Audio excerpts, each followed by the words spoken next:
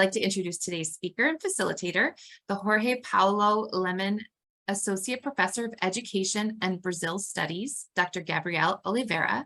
Gabrielle's research focuses on immigration and mobility, on how people move, adapt, and parent across borders. Her expertise includes gender, anthropology, transnationalism across the Americas. Merging the fields of anthropology and education through ethnographic work in multiple countries, Oliveira also studies the educational trajectories of immigrant children. And most notably for today's purpose, Gabrielle is the author of Motherhood Across Borders, Immigrants and Their Children in Mexico and in New York City. The book has won the inaugural Erickson and Hornberger Book Award by the University of Pennsylvania's Ethnography Forum and the award for Book of the Year by the Council of Anthropology and Education. So without further ado, please join me in welcoming Professor Gabrielle Oliveira. Thank you, Gabrielle. Hi, everybody. Thank you so much, Emily, for the kind introduction, and thank you for organizing this, inviting me, being patient, helping me get ready for this. And I congratulate you on having this going during the summer, having this opportunity to feature different authors. It means a lot to all of us to get our work, to be in conversation with folks that may be interested in the topic. So I really, really appreciate the opportunity. And good afternoon, I guess, because it's noon, to everybody joining. Thank you for making time to be here with us today. I promise I'll stay on task and have plenty of time for us to just have a conversation. I'm very interested in hearing about your experiences or, the questions that you may have about the topic. That is, for good or for bad, immigration is always on the news, is always being covered. There's always, different views on it. So I really welcome productive discussions in that regard. So I thought that for today, for the next 20 minutes or so, I'll talk about the, kind of what motivated me to work on this book and how it came about, but also some other interesting information on the topic of immigration. And then again, feel free to have your questions ready for when we have this conversation. I'm really, really excited for that as well. So I am originally from Brazil. I'm from São Paulo. I've been in the US for 15 years now, so I consider myself an immigrant. And I've been here, I joke that when I came here to do my master's degree, my parents really thought I was going to go back, and then I never did. So now I go home to São Paulo, to Brazil, to see my parents as often as I can. The pandemic definitely has made things harder. So it really brought even my deeper thinking about how families have been separated across borders that don't have the privilege I have of being able to go back and forth, how these relationships can even stay strong or the strains that pose. I have two children, an 8-year-old and a 5-year-old that I raise bilingual. So I speak in Portuguese with them. And my hope is that they keep that language going because that's, it's a bridge to my home country of Brazil. It's also a relationship with grandparents. It's cultural, it's exciting, and it's also cognitively very important, right? It's a very good thing to speak other languages for our brains. So I take pride into that, even though sometimes they already feel a little bit embarrassed when I start speaking Portuguese with them in front of everybody, very loudly, to make a point that is their superpower. So my interest in immigration really started, now I'm sure many of you have that feeling that after you do something and you look back, you're able to put together the reasons why you made the decisions you did. But sometimes when you're in the moment, it's not as clear. But when I look back now, I really think that my own trajectory informed my interests in immigration. When I first came to the United States, I was really interested in understanding immigration within Brazil, basically the movement from the northeast of the country to São Paulo, an urban area. That happened, which was what my parents did, right, for work. But then once I started studying the US, I've noticed, that there's a lot of research on men migrating to the United States, especially Mexican men migrating to the United States in different times in the last 150 years.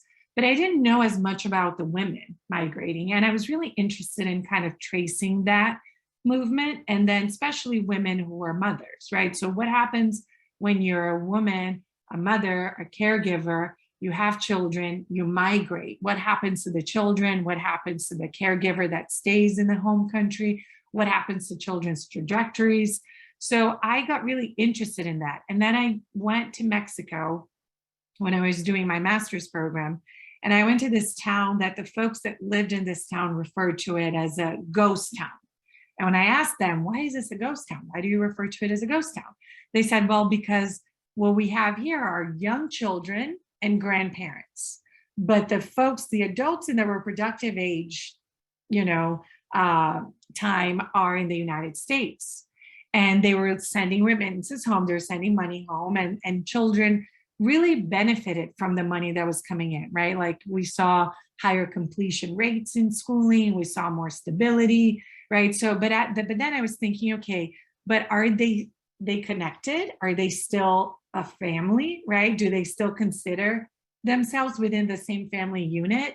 And I got really interested in studying that dynamic. So what I did was 3 years. For 3 years, I went back and forth between New York City and different towns in Mexico. So I met mothers in New York City, in the Bronx, in Harlem, in Queens, in Sunset Park, in Brooklyn, all areas of New York City.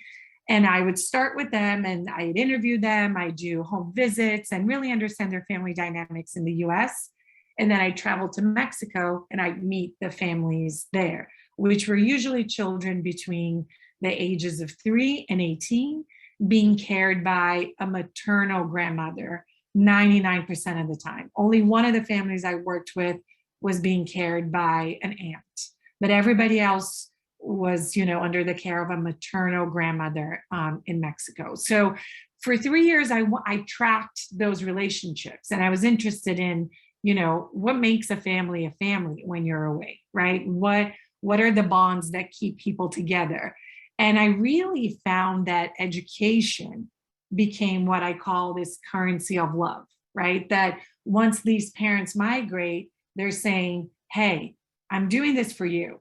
So you better do really well in school, right? Like, don't waste the sacrifice that I'm doing for you. But these children in Mexico weren't necessarily thinking, I'm very happy you're away from me, right? So they were conflicted in the sense of they were the beneficiaries of their parents' migration, but they also resented not being with the family, right? With their moms that were away. So I was really interested in kind of tracking how those, forces played, and this kind of the promise of a good education, the promise of a better life, but also the ruptures that occur once, people migrate. So I'll show you a few things here, and I promise it won't be like a long slideshow, so just bear with me.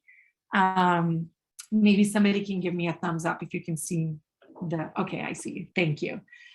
So basically the questions I wanted to answer were, right, like what happens when maternal migration takes place? And what are the experiences and trajectories of children in Mexico, but also in the United States, right? So I was interested in children that were both what the literature calls, and I'm not a huge fan of, the left behind children, right? So like the children that stay, but also the children that were born in the United States after these parents had migrated. So I call this dynamic care constellation, right? So the idea of a care constellation is you have the mother in the middle, which is the migrant woman, right, who left Mexico, went to the United States. And then you also have the caregiver in Mexico, which what I said in the beginning, right, usually are the maternal grandmothers. And then you have sometimes children that were brought to the United States, so they continue with an undocumented status. And then you have US born children, and then you have the children in Mexico. And then the fathers and the teachers kind of occupy this in and out space, right, where sometimes they're part of the children's lives, but sometimes they're not.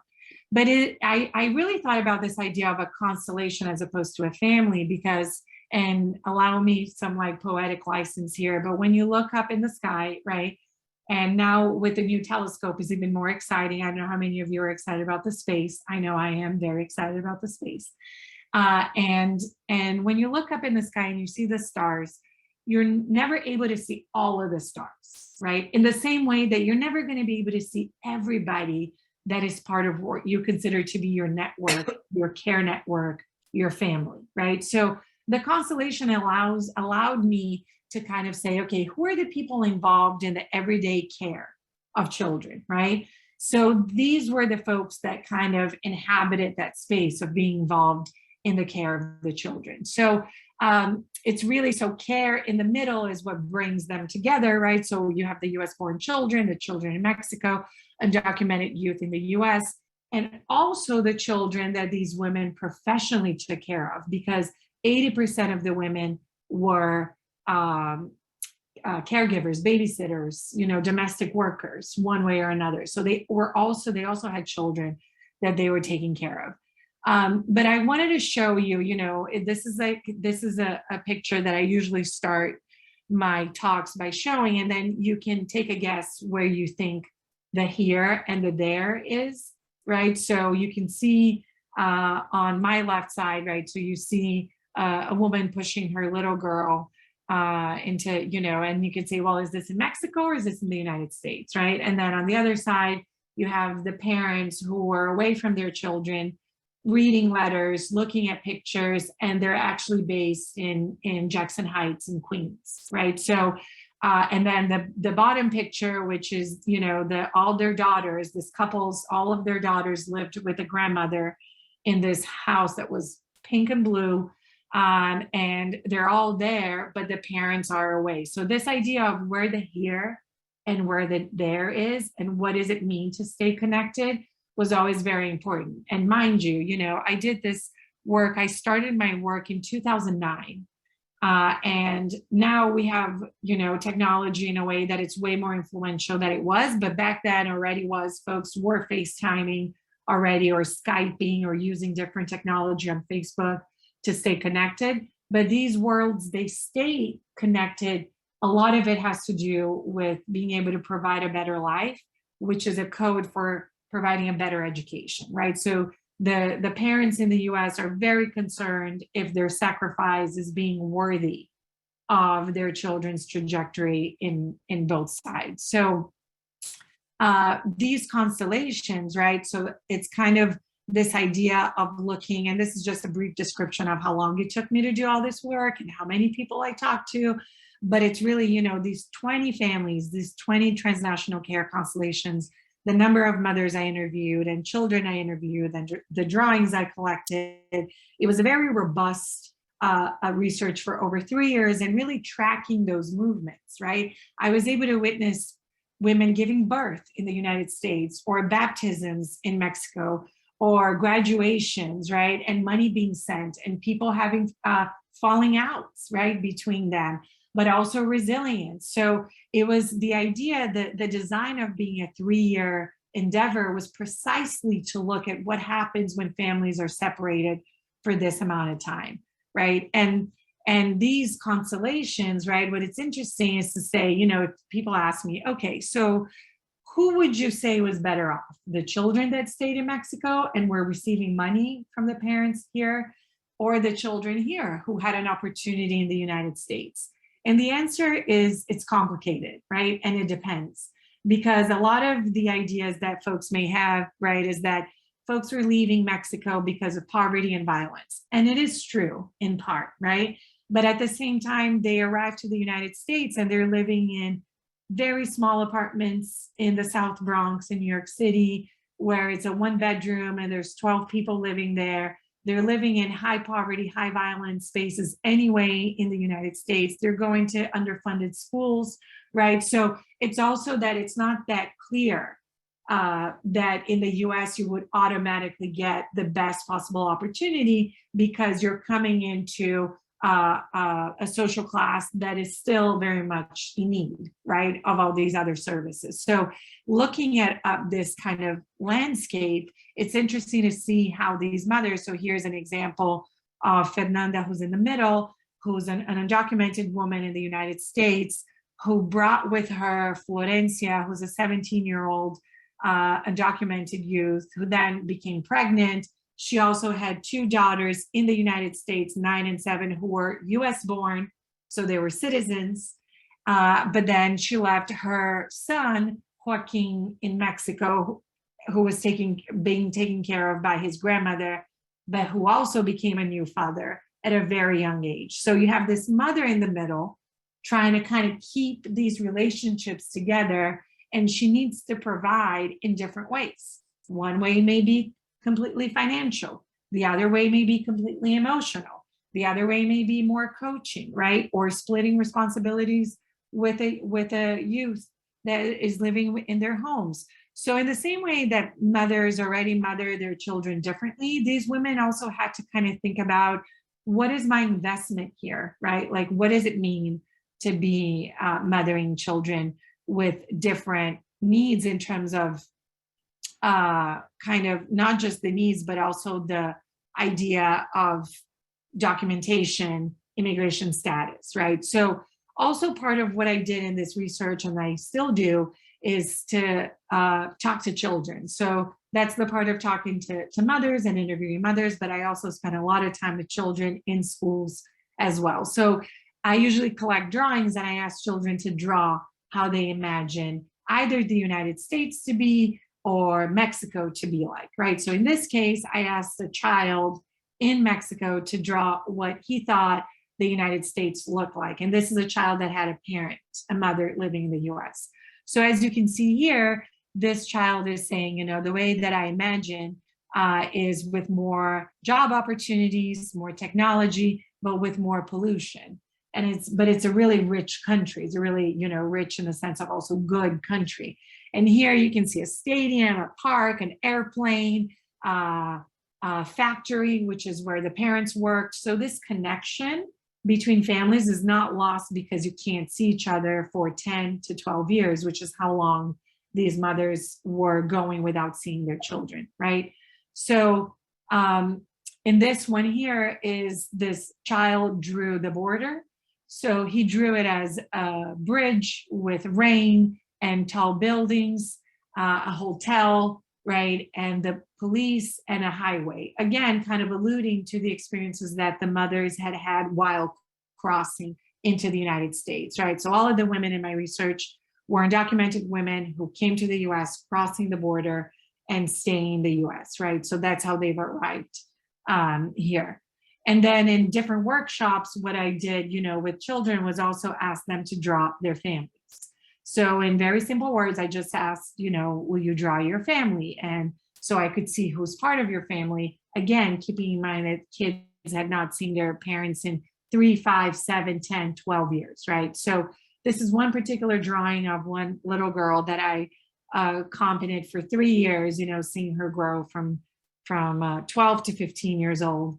And here she drew herself as the baby being held by her mother, right? Even though she's no longer a baby, so she was 12 when she did this drawing, she still drew the moment her mother left to go to the United States. So this also signals the importance of that moment and how the mother's departure means, right?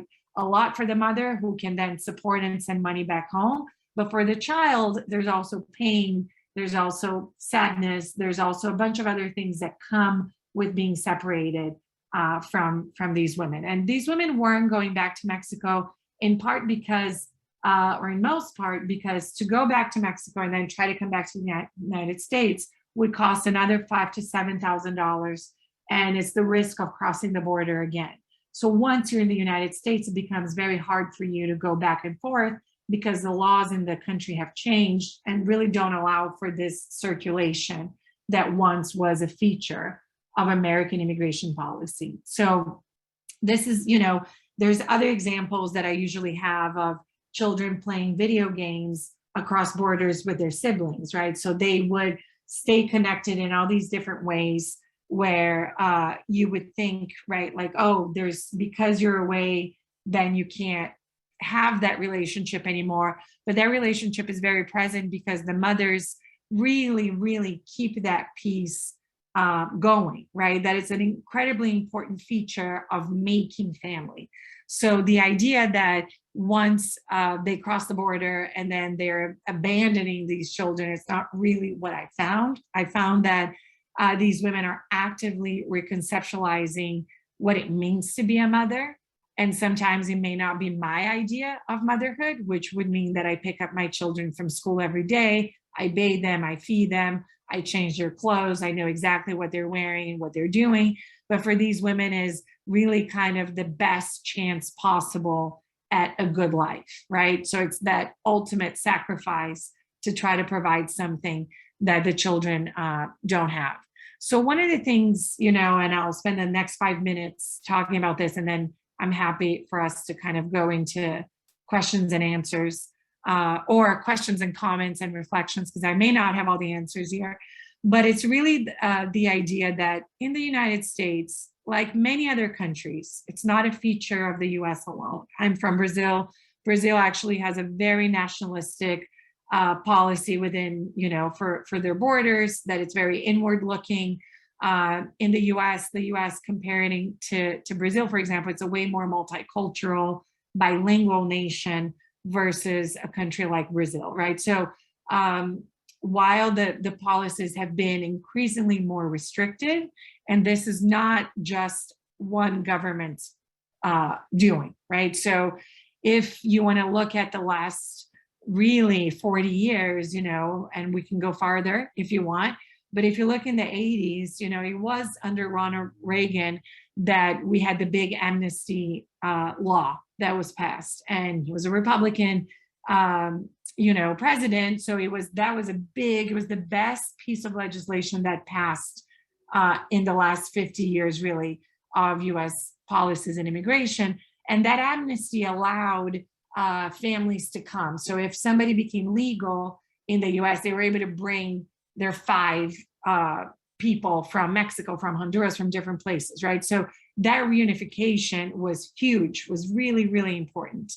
After that, it was actually under Bill Clinton that the borders actually got a lot worse, because he did a lot of militarizing of the border.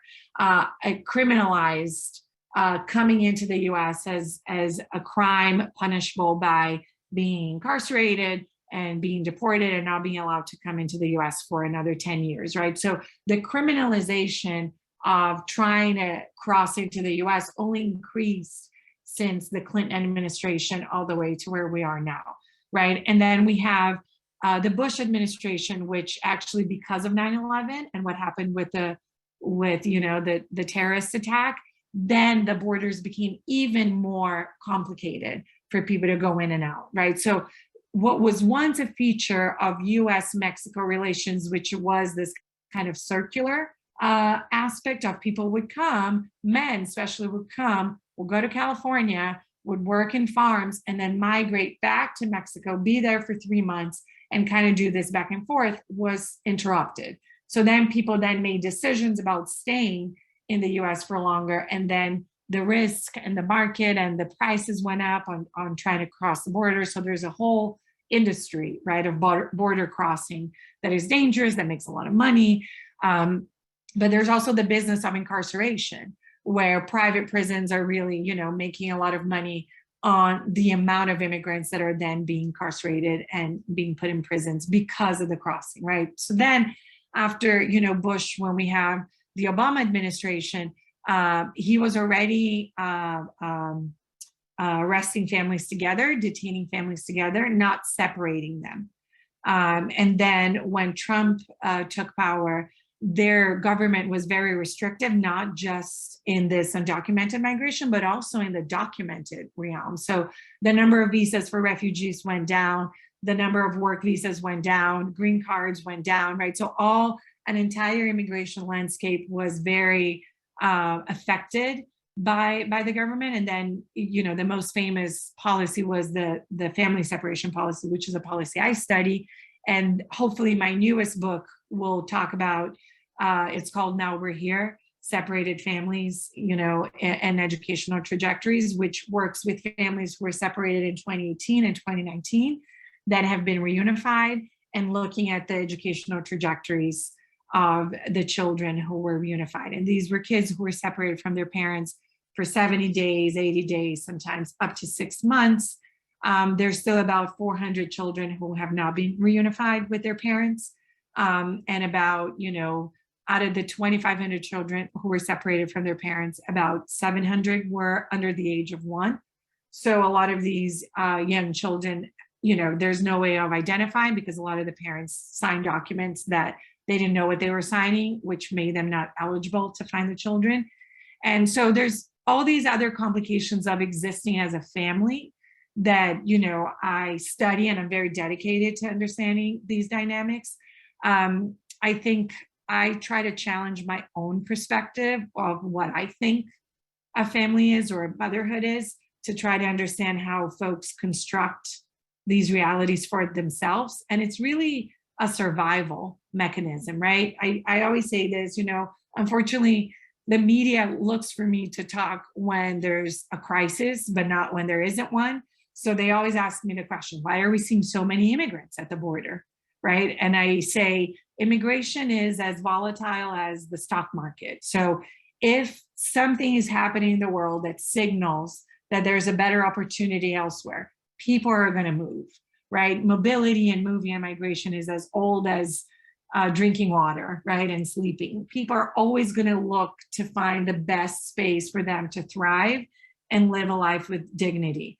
The complication is that we have multiple countries, not just the US, but I'm talking specifically about Latin America, right, as a corridor, right? But we also have Mexico as being an incredibly restrictive country that is punishing immigrants that are arriving there, right? We also have places like Nicaragua and Guatemala and Honduras and El Salvador that are not doing well and have have a ton of violence.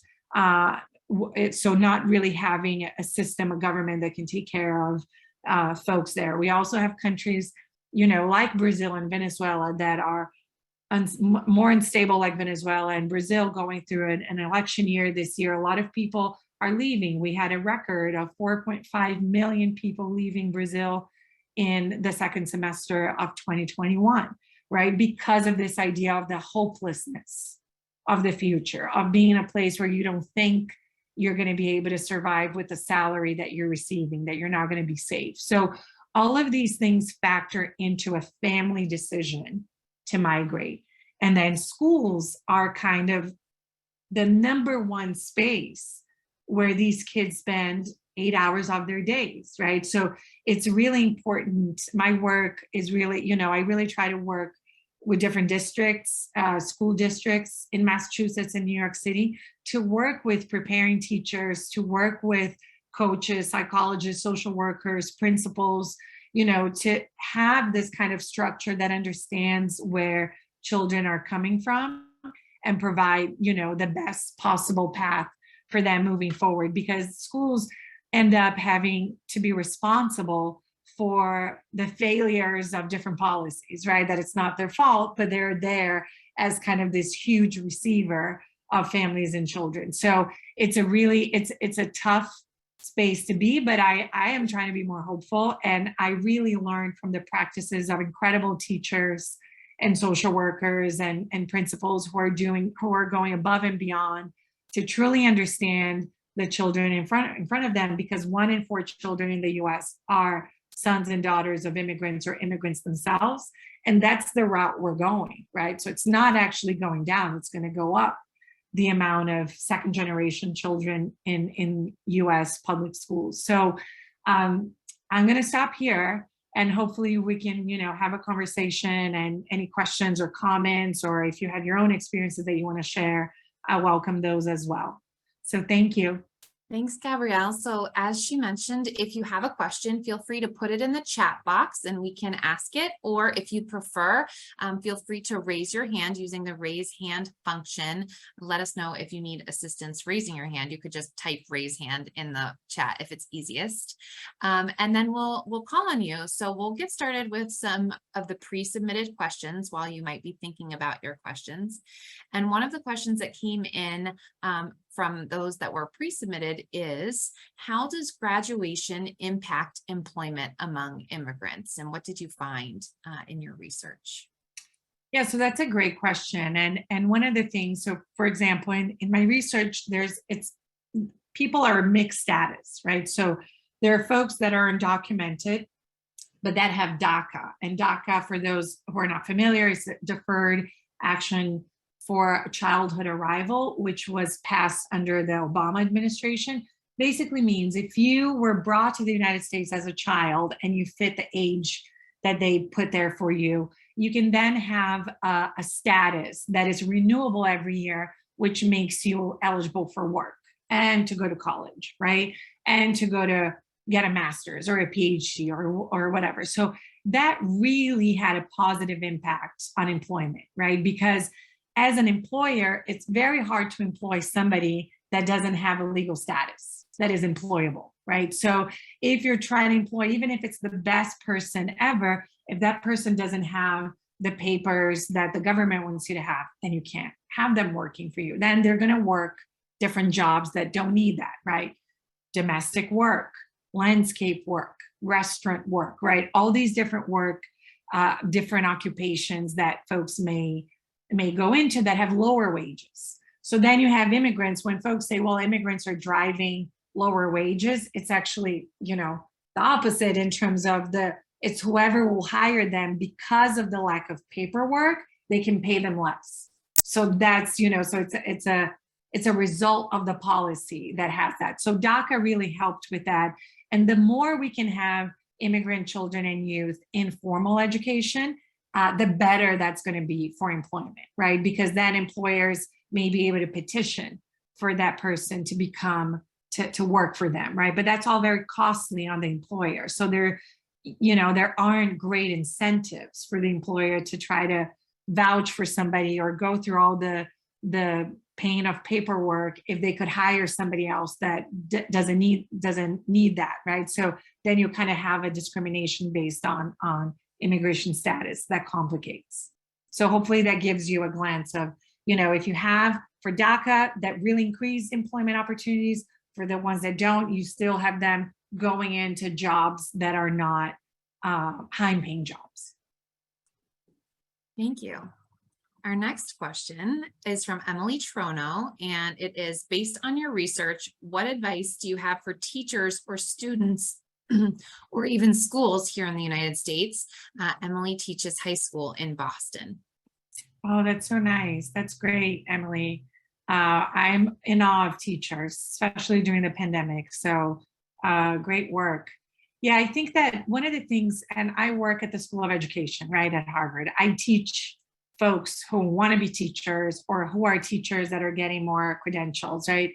And we don't do, and I say we, schools of education across the US, we don't do a good enough job talking about how to engage pedagogies that truly understand where each child is coming from, right? And how to recognize different stories behind each child.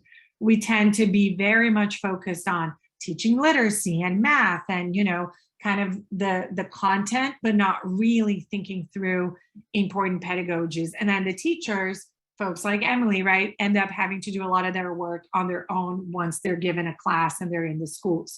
So I think we got to do a much better job hearing from teachers who are already doing the work about the challenges and how they're thinking through their own pedagogies in school, and then incorporating that in our training, right? It has to be a two-way collaboration. And I'm a believer, not just because I'm an academic and a researcher, but I'm a believer that all of our research has to have a bottom line, right? So my work is with districts. And in the end of the day, the districts ask me, based on what what do we do? And we always go back to looking at how inside classrooms, looking at microcosm and looking at issues of representation, right? Even in the youngest, so in kindergarten, first grade, how do you then read books that are appropriate, for that age, that have the stories of the children without making children talk about exactly what happened to them? Because what you want to avoid is tokenizing people in your classroom, right? You don't want to say, oh, here we have somebody from Haiti,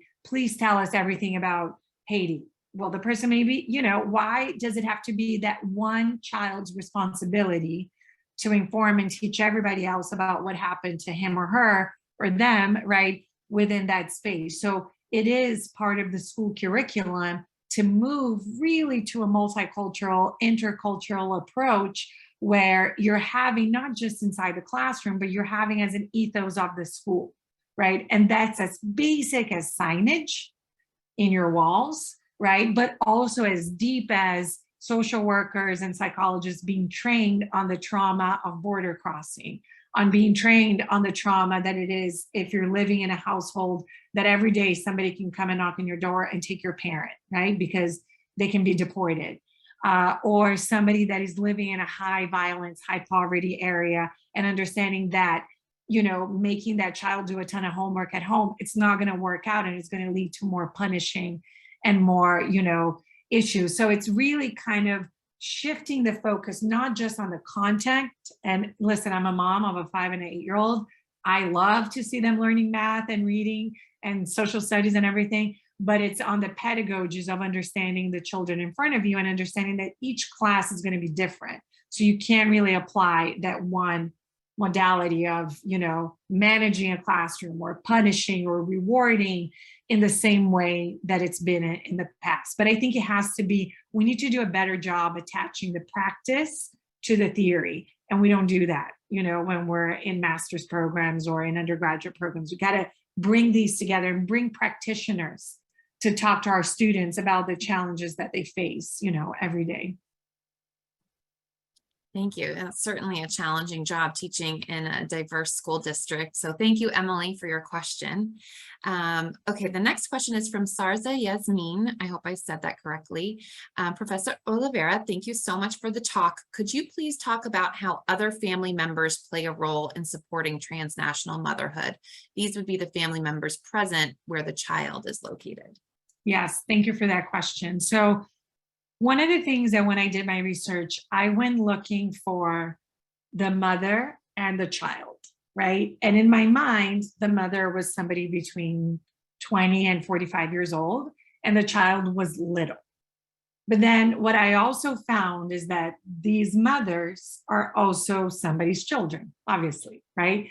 And their own mothers are the grandmothers who stay in Mexico. So there's also that relationship, right, of these grandparents who are left, you know, many of the grandparents in Mexico did not go to school. So they didn't feel that they could help their own grandkids go to school. They couldn't help them with homework. They couldn't participate in the parent-teacher conferences. They felt very isolated, right?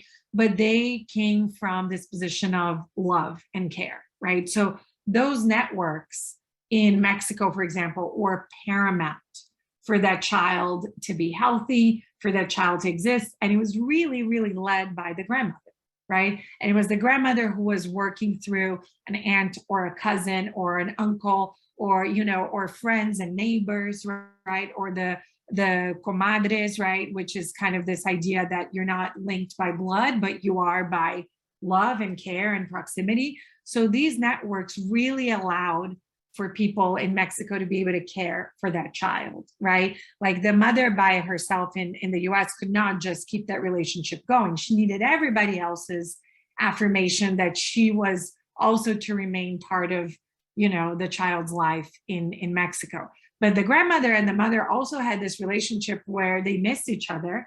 And the mother is here worried that their own mothers would pass and they would not be there to go to attend a funeral. And that gave them a tremendous sense of anxiety, right?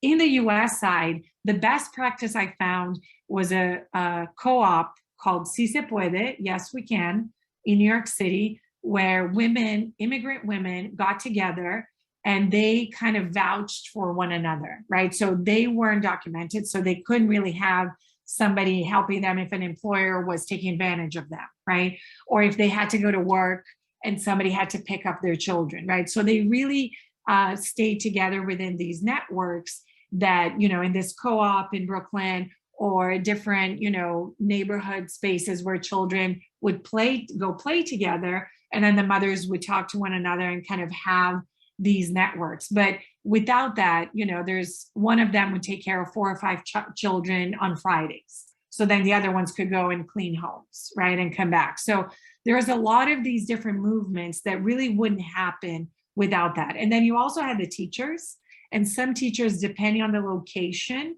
in New York City, for example, Sunset Park in Brooklyn is known to be a place with the longest standing relationship with Mexico. So it's a lot of Mexican folks migrate to Sunset Park, right? So with that, you had teachers who were Mexican, or you had restaurants, or you had, schools that were already bilingual. You had all these different things that allowed for that experience to be easier and with more support. But then you could be in a place like the South Bronx where it was much harder, right? And they depended on a friend that they knew that had migrated to help them. But these families also, especially the families in South Bronx, I saw a really high rate of having to leave and vacate apartments because of either not paying rent or having infestations of bed bugs or cockroaches, different things that made them move over and over and over. And that made it very hard to establish this, kind of network of help. Thank you. I really enjoy that term that you use, that currency of love. I think that's so important when talking about this topic. So thank you for introducing that to us. And then the next question, thank you for your work. I found it interesting when you stated that they are fleeing violence and poverty and move into poor or high crime neighborhoods in the US. Were you able to make this connection for them, and curious what they responded? I would assume that the poverty and violence in their home country was more intense or worse. Yeah, that's a great point. I love that point. I mean, as sad as it is, it's a great point, like this parallel. What's interesting is that, the families in New York City tended to move. So there was the neighborhoods that I talked about where I did my research, right? Sunset Park in Brooklyn, Jackson Heights, Queens, and the South Bronx, right? So the South Bronx was high poverty, high crime. Sunset Park was poverty, but fairly stable, right? And Jackson Heights was more growing to more a middle class, right?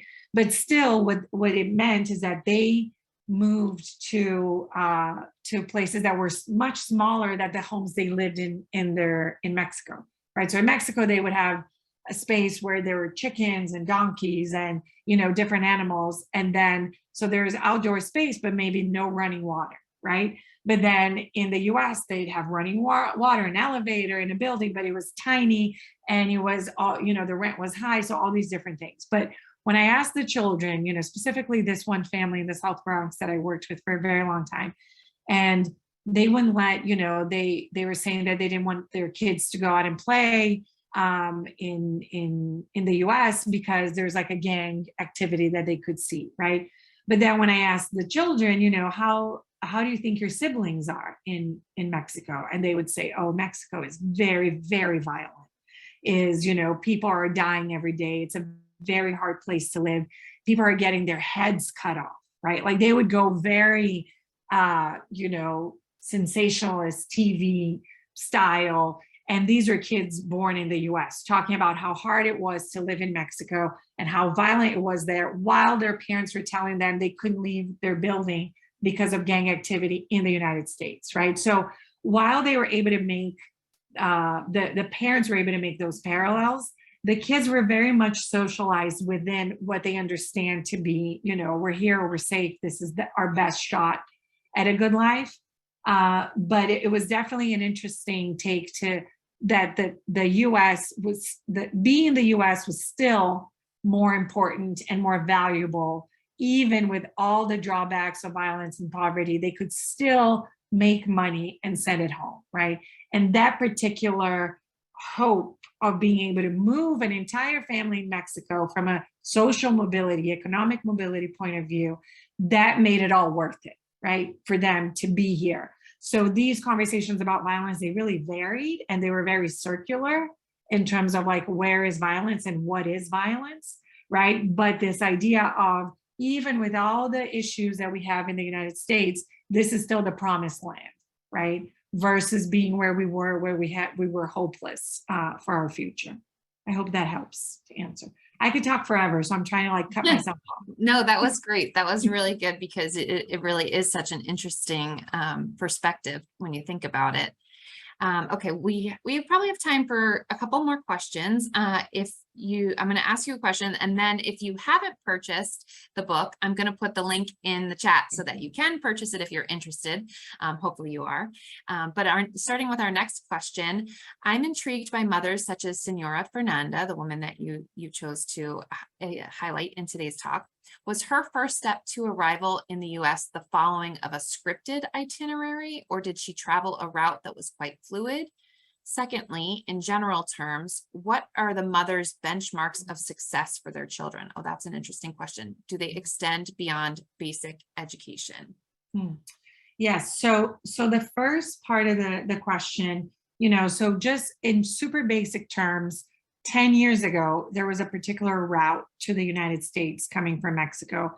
Now it has changed because of the different legislation and the different guidances in parts of the border, right? So nowadays, people avoid the Arizona border at all costs because that's usually where the highest amount of people are going to get caught and you're going to be sent back the quickest. If you go through different routes, you have a higher probability of asking for asylum and try to have your case heard, right? So, but usually what happens is, in this case, you leave anywhere in Mexico, right? And for the book, but you can also think about people leaving Venezuela, right? And making their way up. But so you leave the place in Mexico, you get to the border, you pay a coyote, which is, usually the smuggler or the person that's gonna have you cross the border. That's usually nowadays is $7,000 to $10,000. It could be, and if you bring a child with you, it's even more, right? So once you're in the U.S. territory, the U.S. has this rule that even 100 miles in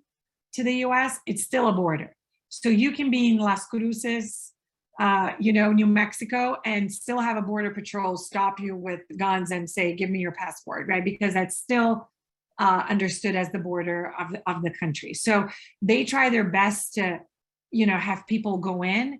So in the case of Fernanda and others, they wanted to go to New York City because they had people in New York City that would give them a job and could tell them where they could live, right? So they do follow, most people that travel to the United States, they have an itinerary in the sense of, I know somebody in Chicago, I know somebody in LA, I know somebody in Boston, right? I know somebody somewhere that will give me my first few days, right, to live, and then I'll be able to settle in. So that's what we called a type of network migration, right, which is different from a family migration or a reunification migration. So that's why it is somewhat scripted for them to arrive. Now, what happens after? It's fluid. So there's some families who are in New York who then moved to Tennessee, then went back to New York.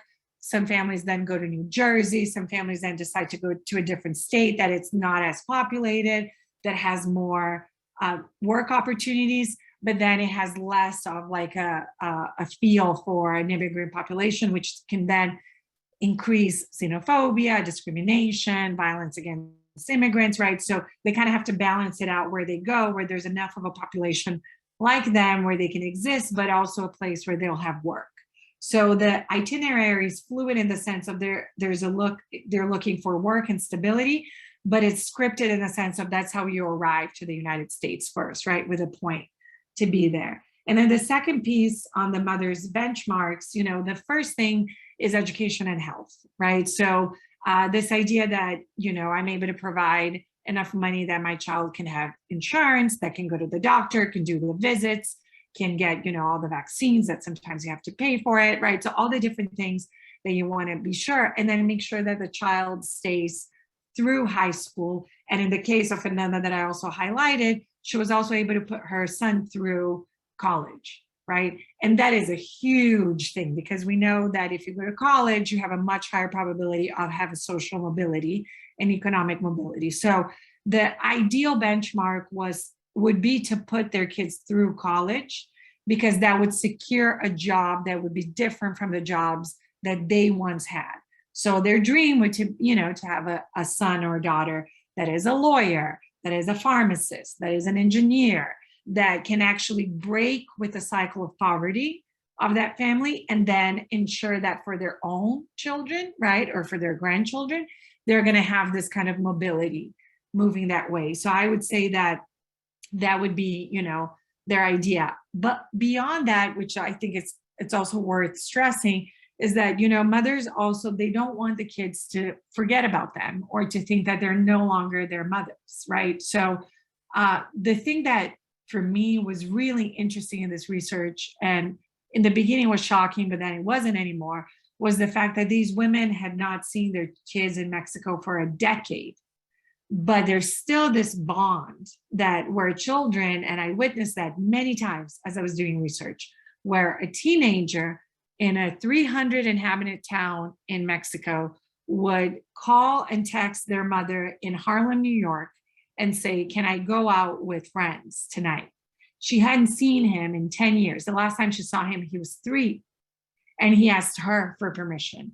And she said, "Have you asked your grandmother?" And he said, "I did, but my grandmother asked me to ask you." So the grandmother is also enforcing this affect and this condition of, she's still your mother. You got to respect her. You got to, love her, even if you have all your resentment about her not being here, right? Which is a complicated relationship. It's very complicated, right? So that kind of affect and staying close, and one of the first answers I ever got from a mother when I was interviewing, she said, "I left my child. I never abandoned him. And I don't want these two concepts to be mixed." An abandonment is very different, right? That I never abandoned them and I never will, right? So I think it's very humbling from a Western perspective, from the privileged perspective, to think that I would never, in my own life, had to make that decision for my own kids. And if anything, for me becoming a mother, when I started this work, I wasn't, right? I didn't have kids. It only made me that much more appreciative of the lessons I learned from what it means to sacrifice and love so hard and so much that this is what you would do, right? So I think it's like for the mothers, their benchmark, it is basic, it is survival, it is education, but it's also love, right? And not to lose that love and that connection that is the reason for them to leave in the first place. What a great illustration of that relationship. Thank you so much. All right, I'm going to end with one final question for you, and any other thoughts that you have before we end for the day. But what most surprised you from your research for this book?